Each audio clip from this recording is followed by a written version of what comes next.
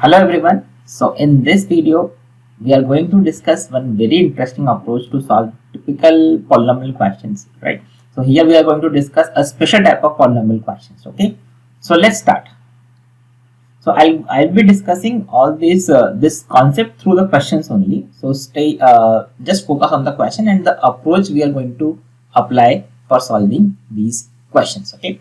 So the first question says, let Px is a polynomial of degree 4 with the leading coefficient equal to 2 and P1 is equal to 1, P2 is equal to 2, P3 is equal to 3, P4 is equal to 4, then what is the value of P5? This is the question. You can just pause this video and you can try. Okay. So let's start with the solution. So here you can see we have a degree 4 polynomial and leading coefficient is equal to 2. What is leading coefficient? Leading coefficient is if you have a degree 4 polynomial, power x raised to 4, that will be the highest power and the coefficient of that will be the leading coefficient, right? Leading coefficient of a polynomial is the coefficient of highest degree. So highest degree here will be 4, right? So what is the value of P5? Obviously P5 will not be equal to 5 because if you are saying that Px is equal to x, then this will be wrong. Why Px is equal to x is wrong? Because we want a degree 4 polynomial. You can see Px is equal to x is satisfying this conditions. P1 is equal to 1, P2 is equal to 2, P3 is equal to 3, P4 is equal to 4. But you cannot say that P5 will be equal to 5. Why? Because you cannot say that Px is equal to x because we have Px as a 4 degree polynomial. Okay. So the first thought is wrong, right? Now the other way to think about this, like how can you solve by a routine method, you can say. So let's say that Px is equal to a degree 4 polynomial with the leading coefficient equal to 2.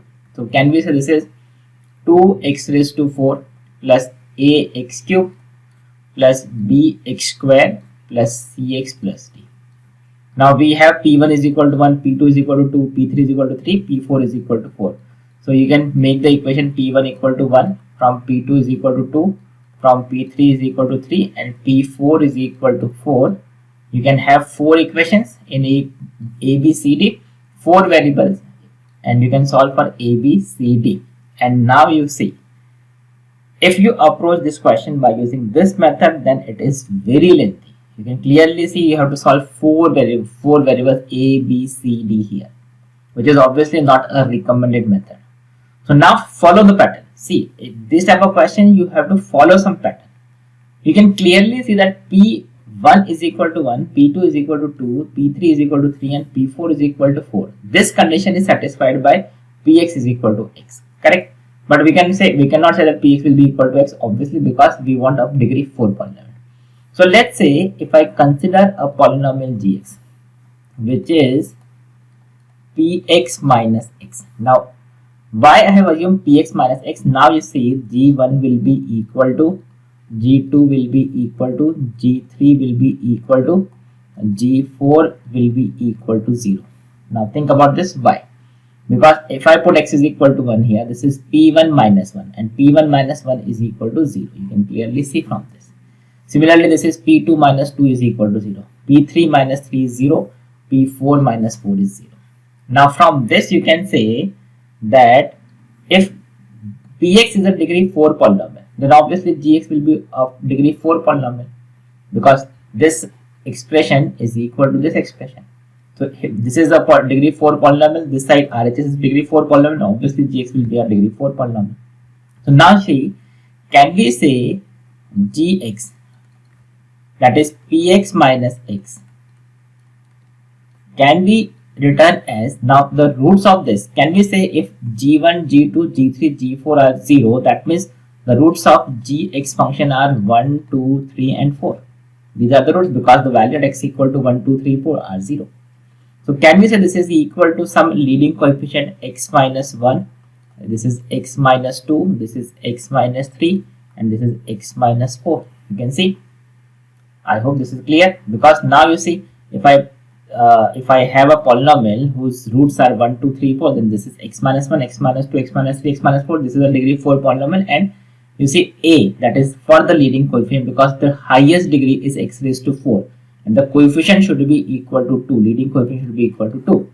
So can we say this Px minus x is equal to 2 times x minus 1 x minus 2, x minus 3 and x minus 4. So this you can see px will be equal to what? X plus 2 times x minus 1, x minus 2, x minus 3 and x minus 4. Now what is the question? You have to find P5. Now I don't think you have any problem in this. What is P5? P5 will be equal to 5 plus 2 into. If I put 5 here, they can see this is 4, 3, 2, 1. If I put x is equal to 5. So this is, you can see 5 plus, this will become 6 into, this is 6, 3 to the 6, 6 into 8, 48. Right? So this is 50. So what is P5? P5 is equal to 53.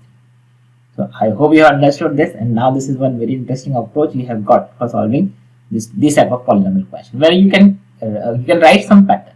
You can write some pattern, okay, and you can just try this method also if you want to, and you can compare which method is very useful for solving this question. Okay. So now let's try similar type of some more questions. So the next question says, if Px is a degree 4 polynomial with leading coefficient 3 and P1 is equal to 2, P2 is equal to 3, P3 is equal to 18 and P4 is 32, then find the value of P5. Now exactly the question exactly same.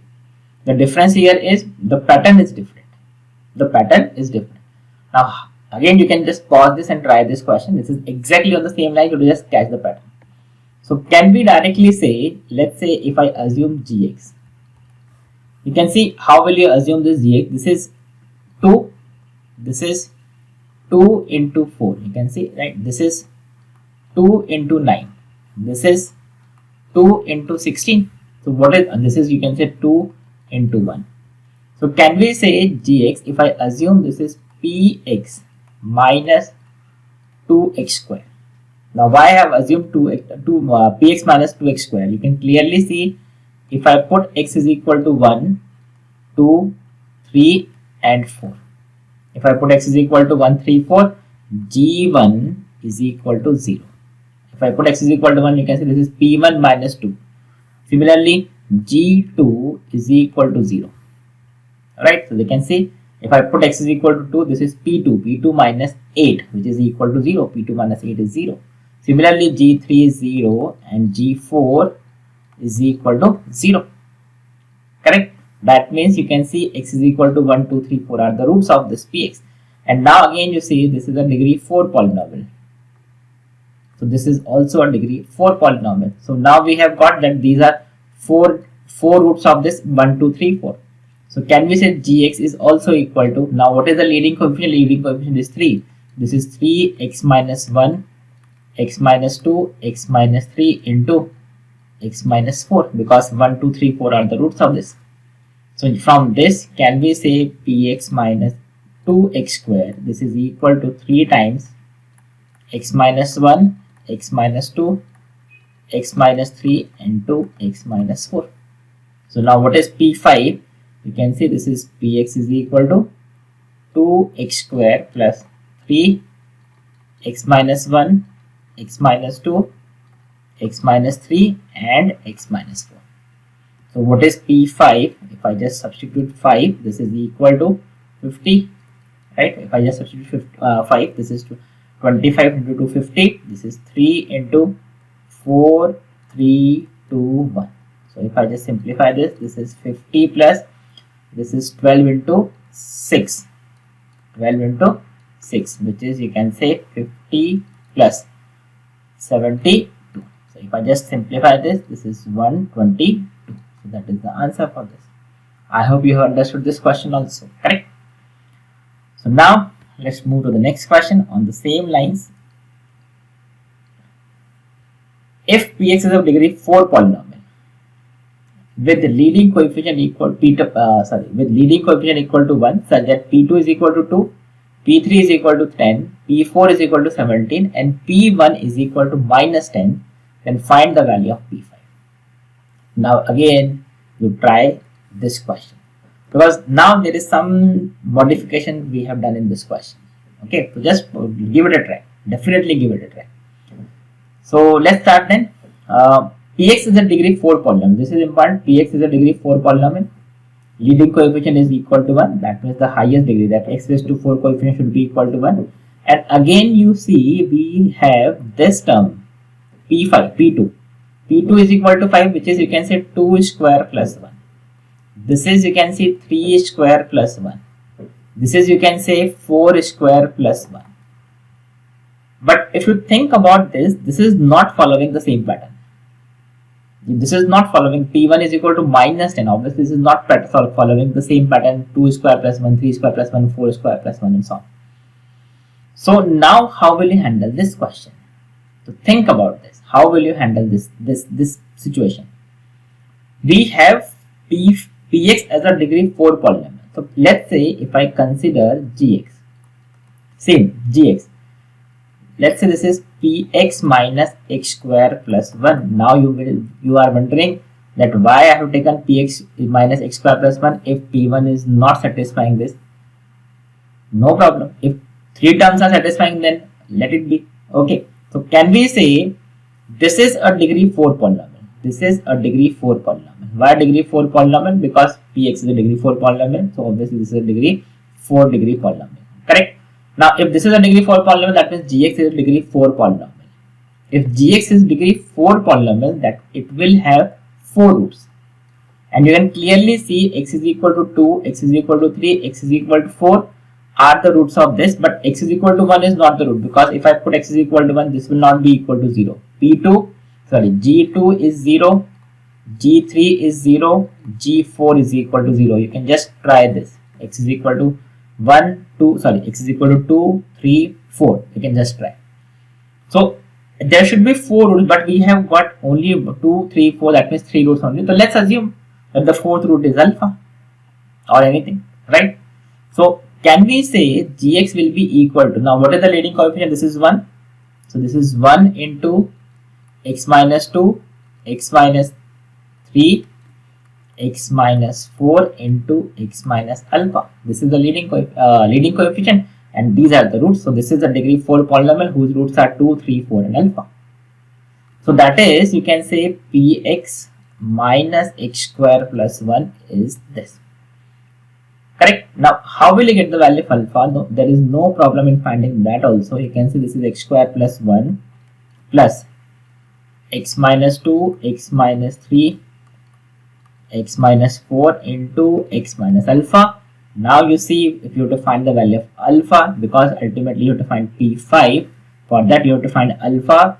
We have one more condition which is given in the question. Correct? So can we say if I put x is equal to 1, what is P1? This is equal to 2 plus minus 1, minus 2, minus 3, and this is 1 minus alpha. So now what is P1? P1 is equal to minus 10. That means this expression is equal to minus 10. So if you just simplify this, this is minus 12, just minus 12, and this is 3, 6, and this is minus 6, 1 minus alpha, which will give you, this is 1 minus alpha is equal to 2. That is alpha is equal to minus 1. That means the fourth root of this polynomial Gx is minus 1. So basically what is Px? Now you can easily write what is Px. This is x square plus 1 plus x minus 1, x plus 1. If alpha is equal to minus 1, this is x plus 1, x minus 2, x minus 3 into x minus 4. Right? So now we have to find P5. So you can just put the value x is equal to 5. This is 25 plus 1, that is 26. Right? This is 6. Right? This is minus 4. This is not minus 4. This is 3. We are putting 5. So this is 3. This is 2 and this is 1. So what is this? This is 26 plus 18 into 2, 36. So what is the answer? This is 62. That is the answer for this question. Correct? So what is P5? P5 is equal to 62. So you can see, even if the function, this polynomial is not following, all the terms are not following the same pattern, still we have solved this question by using the same method which we have done for the other questions. So See, idea is if you are having 2-3 terms also which are following the pattern, you can just reduce the calculation by using this method. Otherwise, you have to take four variables A, B, C, D, and then you have to solve for those variables, and then we have to find the value of P5 or that polynomial, right? So now let's try one more question. Now this is one very interesting question, very important question. This question was asked in Olympiad. This is an Olympiad question. Again, I suggest you to try this question. The question is if Px is a polynomial of degree n. So this is Fx is a polynomial of degree n such that f0 is 0, f1 is 1 by 2, fn is equal to n upon n plus 1. Then find the value of f of n plus 1. So the question here is, again, fx is satisfying this condition. You can see all these terms are following the pattern that fx is equal to x upon x plus 1. You can see fx is equal to x upon x plus 1. But we cannot say this because fx is a polynomial. So obviously it cannot have x upon x plus 1 term, right? But if you just observe, if I consider one function gx, which is x plus 1 into fx minus x, understand this. Now how I got this is by this observation. Obviously fx is not this because fx is a polynomial, it cannot have x upon x plus 1 kind of term. But by using this, by this observation, I have assumed that let gx is x plus 1 into fx minus x. Now understand few points here. Fx is a polynomial of degree n. That means this polynomial, this side, this gx polynomial is a degree. What will be the degree of this? Degree n plus 1. Why degree n plus 1? Because fx, it will be multiplied with a x plus 1. Degree n polynomial multiplied with x plus 1 will give you n plus 1 degree. Correct? This is n degree multiplied with x plus 1 will be n plus 1. So the polynomial gx will have is of the degree n plus 1. Now if this is n plus 1 degree, that means it will have n plus root. That means gx function, the gx polynomial has n plus 1 roots. Right? Now if you just observe here, let me write it here. Can we say g0 is equal to 0? Understand this. If I put x is equal to 0, you can clearly see this is f of 0 minus 0, which is equal to 0. Similarly, you can just see this is f of 1. I'll just show you one or two terms. You can see x is, if I put x is equal to 1 here, this will become 2 into f of 1 minus 1. And you can see f of 1 is equal to 1 by 2. If I put f of 1 equal to 1 by 2, this will become 0. And so on. You can just try this. So that means the gx polynomial, that means this polynomial has n plus 1 roots which are 0, 1, 2, 3 and so on. And the last root will be n. You can see there are n plus 1 roots. So can we say this is x plus 1 fx minus x. This will be equal to x minus 0 into x minus 1 into x minus 2, the roots, into x minus n, but it is not given what is the leading coefficient. So let's say leading coefficient is a, because we don't know what is the highest degree coefficient. So we have assumed this is a.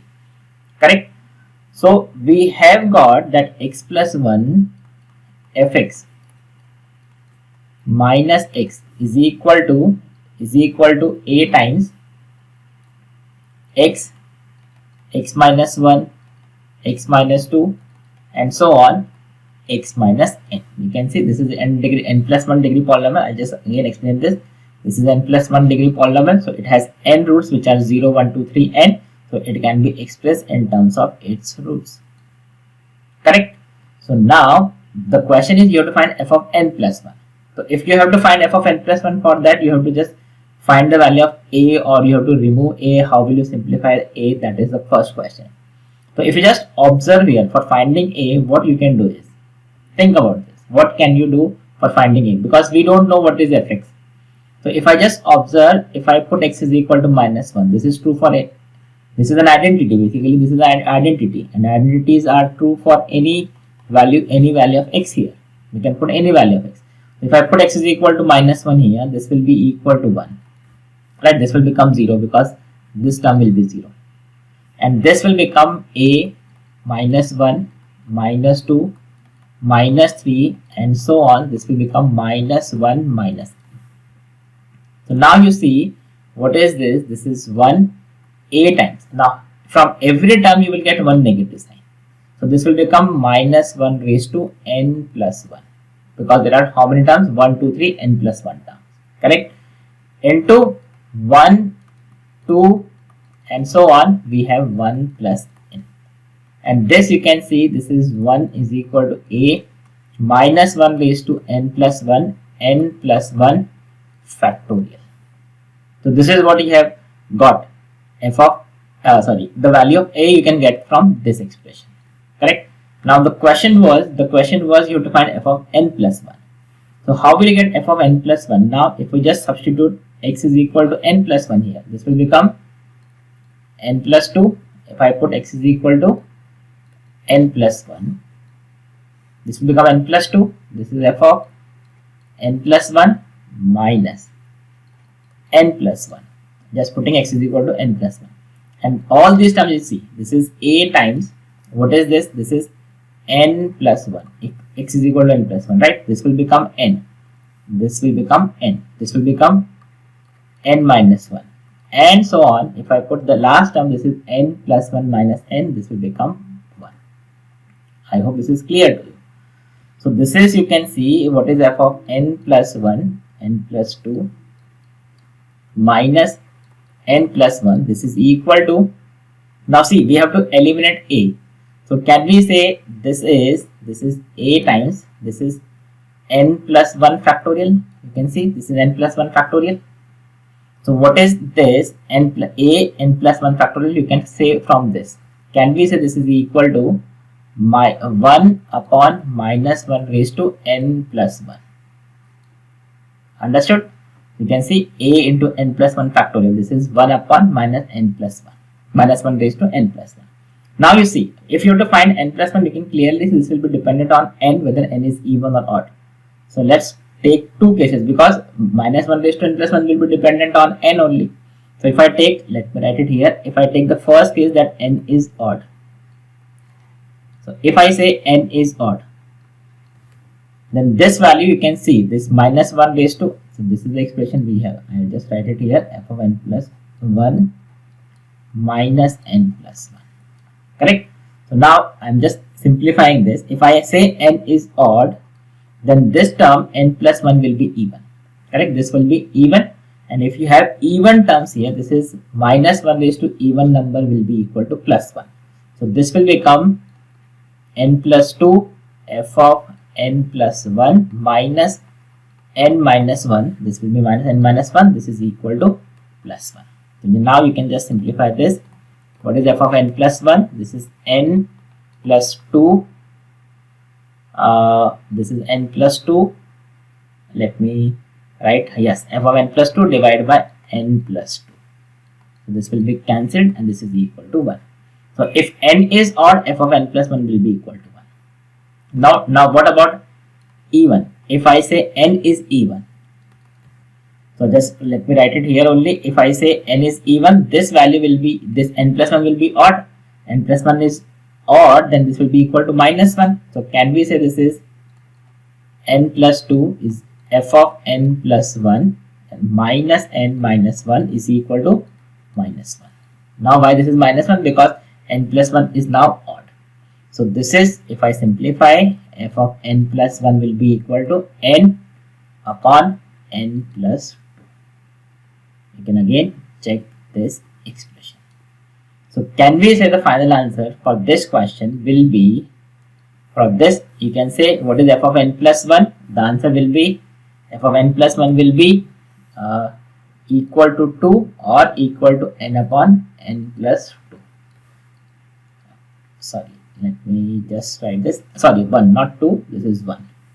1 or n upon n plus 2 from the second expression, in which case this is if n is odd, and if n is even.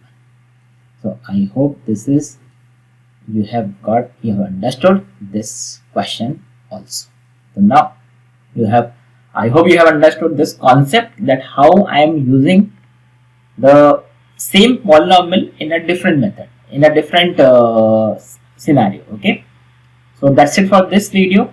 I hope you have enjoyed this video. Okay, thank you.